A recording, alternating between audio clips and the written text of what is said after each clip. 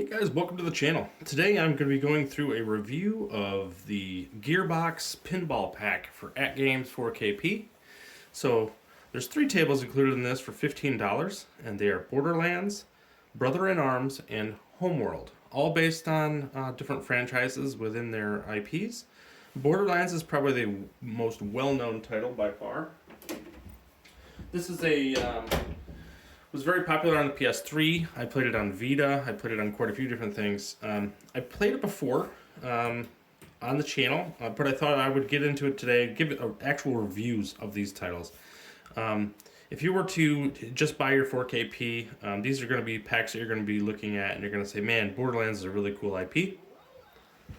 I love the characterization. I love some of the call-outs, but I have to say some of the elements of these tables are not particularly good. So we're going to go through them, and we'll play a little bit of them and give you a quick overview of what I think of them and whether or not you want to spend your money and time in these games. So Borderlands, this is one of the few titles that actually has a dynamic skill shot, which is actually pretty funny. You basically have to select the character that you want to shoot for, and then plunge the ball a couple pitches before that so that it passes over them at the time that it hits. Now the problem with this title, as you're already seeing, is that most of the shots are right straight up the middle. You notice these 4 characters that you're fighting all the time, they're right smack dab in the middle of the table, and they cause all kinds of havoc, putting everything down the center. Much of the upper playfield is not usable. You have one shot that goes across to the truck. You have the psycho shot to kind of load for multi-ball, and you're very seldom going to get up there. There's not a lot going on. So there is some cool elements when it comes to when you get close to dying, where you can actually lose a ball, and then it'll kick you out a ball and give you an opportunity to kill one of these characters right in front, right in the middle here, to whether or not you can survive or not, which is kind of a cool mechanic. If you remember in the Borderlands game, sometimes you'd basically lose all your energy and you'd go down to one knee, and then if you killed somebody, you could continue to play, and that was the element that they brought over to this table. The table's quite difficult. It's very low scoring. You'll see I'm scoring like 10,000, 1,000 points here and there. There's a few chances where you start to level up and you start to gain some more millions here and there, but not a lot going on. It's a very difficult table to play in general, I think. I love the IP, but the fact that all the targets are really right smack dab in front of you, there's no open lanes. If they had taken the same mechanic, if I could stop this ball here, I'll explain it. So if they've taken all these targets and moved them up to the top, or maybe split them up into some lanes or something like that, I think this table would be a lot better. That's basically the only shot you'll ever take up to the top, and you're going to go up, you're going to hit that one flipper, and it's going to come back around. Other than that, you're down here and you're shooting these guys all the time. You're collecting loot, and it can be very difficult to keep the ball in play and not have it drain on you. It feels very cramped. This psycho, when he comes down here, you see it like he comes down here to fight you. And you expect this to be this epic battle. No, you hit him one time and he goes back up to the top.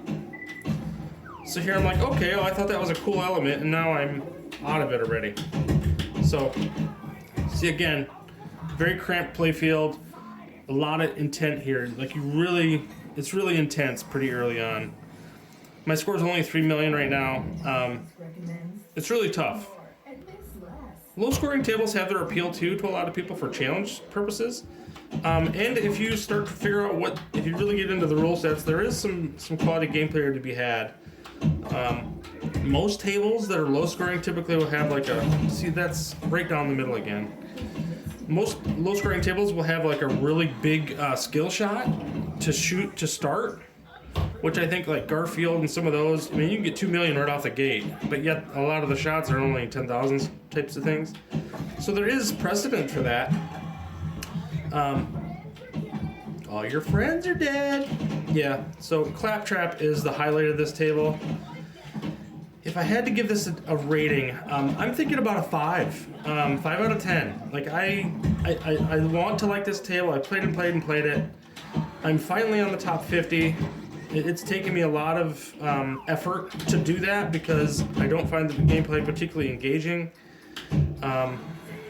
See, now I've actually locked 2 balls up there. You can do some really big multi-balls in here, but I haven't got to them because they're so difficult to get to. Far too often I'll drain a ball, and I'm constantly dealing with these drop targets right in front. They're only 1,000 a piece, and they keep popping up all the time. So, like, you have to hit them. You hit them down once, and they drop to like a knee, basically. And you hit them again to get them to die. And then you get all 4. Then you can collect the loot. It becomes a ramp, and you can kind of jump over it and jump into the targets like that. So that's how you collect loot. So this table is really tough. It's like I said, I want to love it, but you better have trigger reflexes. It's a lot of up and down, right in front. Actually, I got 2 million there, and I leveled up a well. So the ball's coming around the orbit. There it comes. So I missed that target. It happens all the time. Here's Psycho again. Hit him in the foot one time, and there he goes. He's leaving again. So you're like, man, I feel like there's a lot of missed opportunity here. It's a good table. It's a beautiful table. I don't think it's a particularly good table. And that's kind of the thing for this Gearbox pack. I think they did a really good job graphically. And I like themes. In fact, I'm super excited about Homeworld theme. And we'll go over that one here in a minute too. This is where you pick your modes. And there's 4 successive shots, critical shots.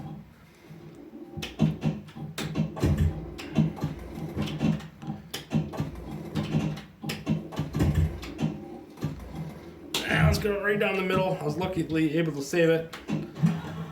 But see, I wasn't able to. He came back up so fast I didn't even get him to completely die. And I'm waiting and waiting, waiting. Luckily I was able to get him straight down the middle. So it happens a lot. It's like, it's not it's an all game kind of occurrence. Those characters never go away for long, and they just keep rebuilding. So yes, there's some points to be had. Here we're gonna get into a multi-ball, so you're gonna get to see that. Jackbox are chests, so you have to knock the characters out of the way. Look, I've already lost 2 balls already. I'm gonna get them back because of ball save, but who knows? This might be my best game ever. There's 3 million, who knew? And I haven't played this, oh boy, when's the last time I played this? Probably a month ago. I had my pinball table downstairs and was very frustrated. I think I'm down to 1. Do I have another ball up there somewhere? No, I do not. So that's it. So hitting all those targets. I'm pretty quick sometimes. I totally missed that time. I'm trying to shoot over to the skag here. There we go. That's how you do that shot. And there's some points associated with that, but it was only 100,000 to start. So some of the loot you can pick up. There's another skag shot. Come on. I know there's a couple people out there that I've seen, I talk about this table poorly, and they're like, that table's amazing, what are you talking about? There's always going to be that group of person. If you're a collector and you just want all the tables like I have, you're going to play the table, and you might actually come to like it to some degree. I just leveled up, that's how I got the 3 million there. So it treats it very much in a gameplay, or a video game style, where you're leveling up, collecting points for kills, the whole bit. 27 million. I don't know, this might be my best game ever. It's kind of funny that it's happening, but it doesn't make it a good game. There goes that ball. Woof! Defeat an enemy. Even though I lost the ball, if I kill an enemy now, I'll actually get to stay alive. And it's got to be the same guy. I can't just be targets. So, and no, there you go. So I lost my ball. That is Borderlands. Just shy of 28 million. Is that true? And we'll see where that falls in my So no, that is not my best game ever. That was my second best game that I've ever played on that table. So that gives you an indication of how that table goes. It's very quick, pretty difficult. Next up, let's go to Homeworld next. Then we'll come back and do Brother in Arms. Homeworld is a cool theme. It's based on an RTS game. And I don't know if you've seen some of my other videos. I did a video on a couple of these in that, considering them some of the worst titles for the Zen pinball ecosystem, and I stand by that. Homeworld, this title is super cool looking. The modes are very difficult to get into. They're very easy to fail. And it takes a lot of shots to get into a mode, and that's my biggest complaint about it. If it was more like Sea of Thieves, a more recent title where once you got into the mode, you could just continue to get into the mode pretty easily, I think it'd be really well received. There's a really stupid toy here that we're going to get into. This skill shot's pretty straightforward. Just go up to the second to last dot, take the plunge, and then you want to hit one of the two flashing lanes. So I missed the 2 million there. Very fast table. This is that toy that I tell you about. You go back and forth, back and forth, back and forth across this thing. It doesn't make any sense to me. I don't know what they're trying to accomplish there.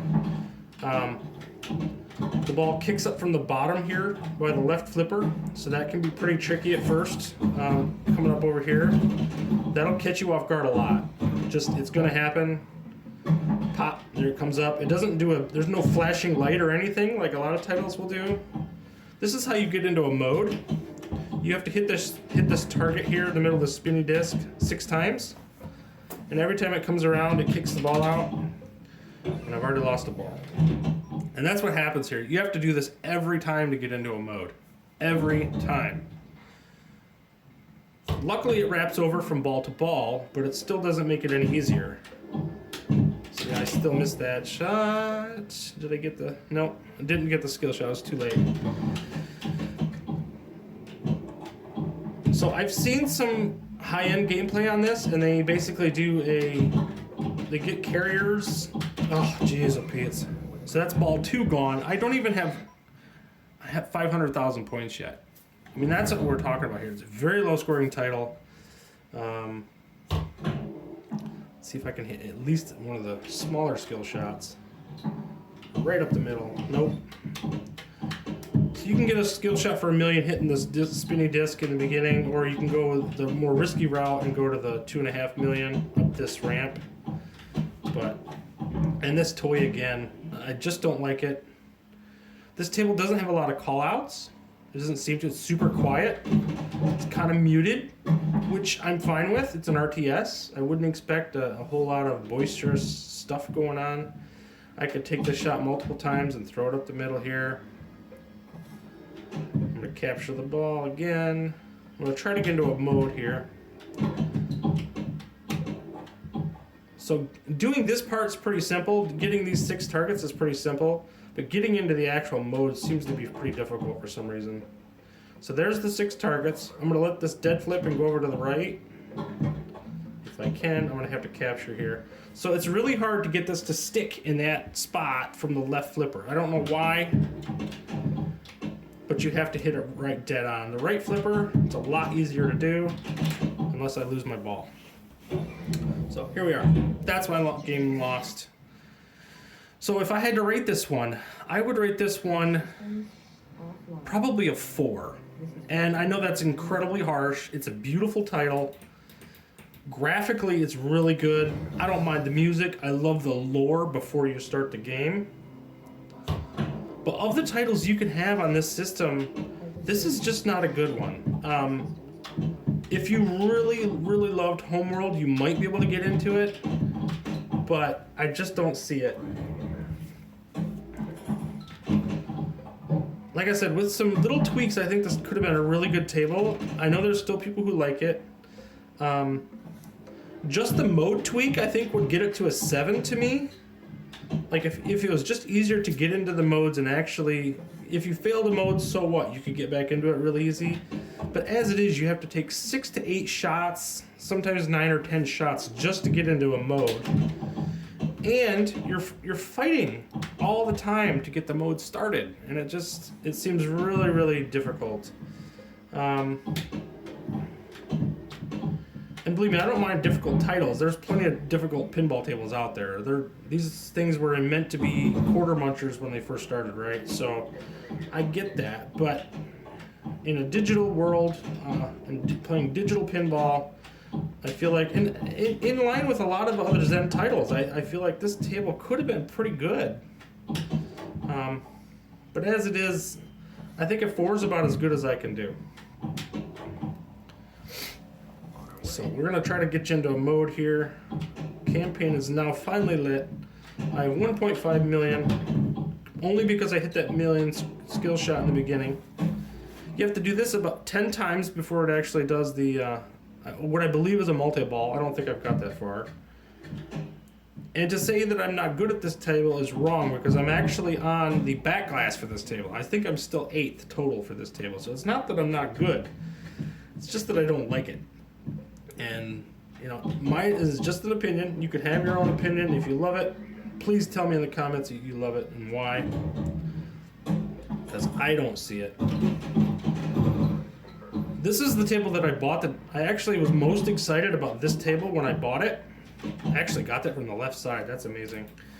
Here's where you get the cool shift in gameplay. You get the color swap, which the same thing happens in Battlestar Galactica. So the idea is to try to hit these red targets that are kind of floating around the middle here. And everything's trying to kill you, basically. So everything being really close to the flippers can be very difficult to do. I'm going to try to capture this. I'm going to hopefully try to get there's a piece of junk right in my way there. It is not timed, but there is points fading away as I'm doing this. So you want to try to do them as fast as you can. It's like one auto gun left. It's 1.5 million. There, I was able to complete the mode, looks like. Did I get the full points for that? I'm not even sure. I got some points for doing it, but it kicked me out of the mode, and I think I had to complete by hitting the center there. So here we are, we've completed that mode now. Now I have to do all those shots again to get back into that, get into another mode. I was still able to get another skill shot, and I lost a ball. Physics are pretty bouncy on this one, but I don't mind. I mean, it's super smooth. It's a beautiful title. We're gonna start another mode.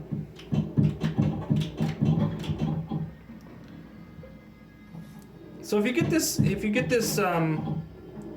title pack, there's only really 2 packs that I wouldn't recommend necessarily. This is one of them. So this is, of the Zen packs, there's really only 2 that I dislike. This is probably the second worst one. And the reason for that is Brother in Arms. We'll go to that one next. I actually really like Brother in Arms. And we'll show you some of that next. Alright. With that, we'll go ahead and jump out. You've seen enough of Homeworld to get a gist of it. We'll jump back over. You see I have 208 titles, so I'm going to scroll back over. And we're going to go to Brother in Arms. Now, Brother in Arms is based on World War II game that they have. This is done by Thomas Crofts, who is one of the designers at Zen. I think he does an incredible job with his tables. His tables all have typically pretty low scoring, and they typically have an upper flipper that makes a difficult shot across the table. You'll see that in My Little Pony. You'll see that in Garfield. He did Guardians of the Galaxy. He did the Avengers. So if you played some of the Marvel titles, he did some of those that you might know or appreciate. So this is Brother in Arms. This is one of the coolest titles. This is a really cool title. So you have to pick your skill shot before you start the game. I typically pick this one here. You lock it in, and then I hold this flipper down. You flip it over to this left flipper, and then you can shoot for that shot, which I missed, but it's okay. Callouts are pretty quiet, but when we get into a mode, this game gets incredibly loud.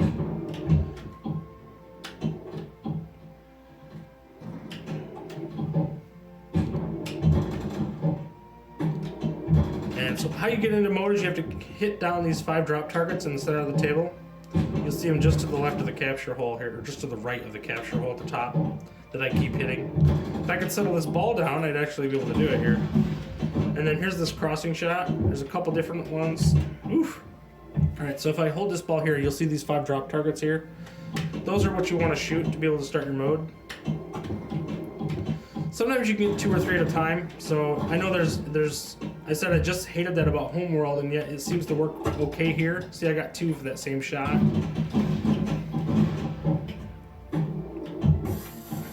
And with this one, there just seems to be a lot more going on. The rain is falling, and it's just a much better theme, I think. I think it has something to do with it. Let's see if we can get into a mode here. Okay, so now we can choose different modes. I'm gonna do bridge. So there's all kinds of different modes, but this is gonna get really loud. And the sound effects kit absolutely kicks for this title. It's pretty awesome. There's gonna be flak targets and bombs going off and missiles. You'll see all kinds of stuff going on. Most of the modes are multi-ball, but even if you go down to 1 ball, it still continues. So you're like lone wolf.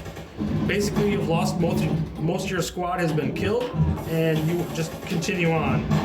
So you don't actually die until you lose the ball, which is pretty cool. It's a neat feature. There you see a drop target come in, which I think was pretty cool. I just hit like the lanes actually have a blue marker on them. So oh, that was huge. That shook the whole table. Very cool. Kickback went right to kickback. That sucks. But you can see that the sound effects kit is absolutely fantastic on this thing. Super loud, has some really cool dynamics to it. The pouring rain is pretty cool. These skill shots are progressive. Like this skill shot here would be 5 million if you can hit it. So you can really go crazy on these. And you have some time. Like if you're able to shoot it up to the upper flipper and take that shot, you can actually score some really good skill shots on here. Like if I had done that in progression, I know if I had plunged out, hit it, and gone to the right flipper, then gone up here, then I could come around to here, all to get to the upper flipper, then take that shot, I might actually be able to make that 5 million skill shot. So there's some really some good opportunities there, but there's a lot of nuance. So, pretty cool. The music in this one's absolutely gorgeous. Oh, terrible gameplay, but you get the idea. So we've seen one of the multiplayer modes.